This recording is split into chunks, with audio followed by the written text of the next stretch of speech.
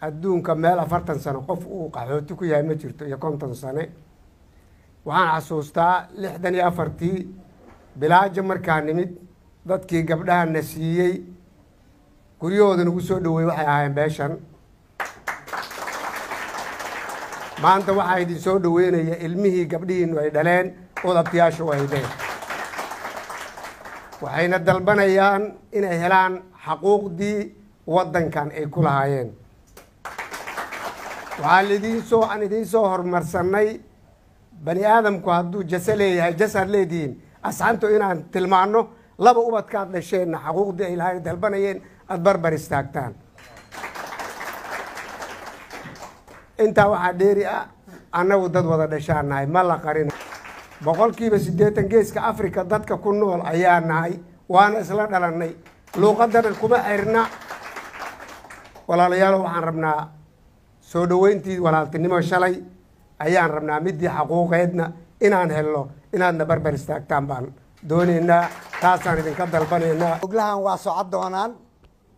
meel fogna waa gaari doonaan maanta sida aad ka warqabtiin dulmi ugu weyn wuxuu gaaray dadkii shalay aan soo dhaweynay oo guryahayna dejinay oo goofafkayna siinay oo dhulalkayna guryo ka dheer ka dhisteen maalin dhaweeda markii la yiray xamar waxbaa la siiyey nacnacda dhacday iyo waxa dhacay waad maqasheen Boosaaso iyo Kismaayo dadka ka jooga meeshaan duudaaran doolay ku degan yihiin kibir iyo faqfaqna cid aan ka yeelayna male shalay doonay ku yimideen doontoodii ayna ku naqan doonaan runta markay timaado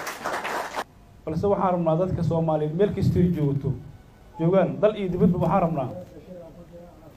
in dadkaanu markii hore waxay ka yimideen Ethiopia markay imaanayeen dalkan waxay ku yimideen ayagoo isirka ay ka dhasheen raadsanayo ayay dalkan ku yimideen markay imaanayeen waxa loo yaqaan Oromo dalkan imaato halka markay yimaadeen isirka ay ka dhasheen ayaa soo dhaweeyay magaaladan ku soo dhaweeyay gabdha siiyay dejiyay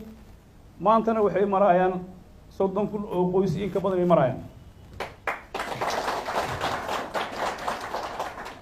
sidoo walaalkii hore u sheegay adduunyada meel qofka uu xuquuq la'aan ku yahay 40 sano ma jirto qofka 5 sano ku hela xuquuqda ku hela markuu horeyso waan cadeeynaa Oromo Soomaali dadkan Oromo dad kale oo jiisi kale ah waddan kale ka yimid oo xuquuq dadkan ka raadsanaya ma ahanay dadkan markay waddanka imaanayeen markii hore waxay ku yimideen inay dadkan la dhasheen isirkaas ay ku yimideen